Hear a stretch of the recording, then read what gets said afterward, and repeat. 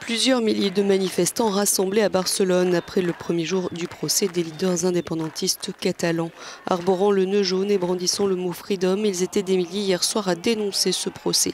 À Madrid, les accusés sont vus comme une menace pour l'unité du pays, mais pas ici, comme l'explique la porte-parole du gouvernement régional catalan. Ils veulent juger ceux qui sont responsables du référendum du 1er octobre dans des circonstances qui violent les droits politiques et les droits civiques fondamentaux. Autrement dit, ils veulent juger la démocratie. Au premier jour du procès, la Cour suprême de Madrid est devenue l'arène d'un débat politique pour savoir si séparatisme égalait sédition.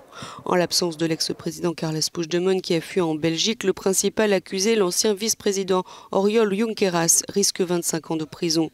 Des peines allant de 7 à 17 ans ont été requises contre les 11 autres prévenus.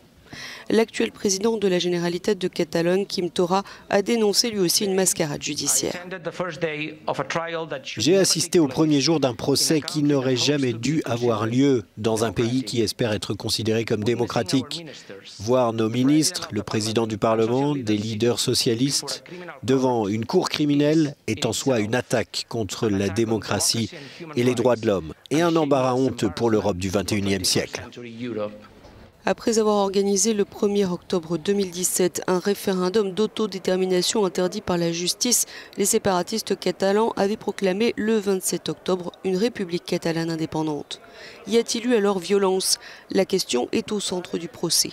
Le chef d'accusation contestait de rébellion supposant un soulèvement violent. Le parquet le soutient, mais les indépendantistes affirment eux que la seule violence a été celle des policiers espagnols le jour du référendum, dont les images ont fait le tour du monde.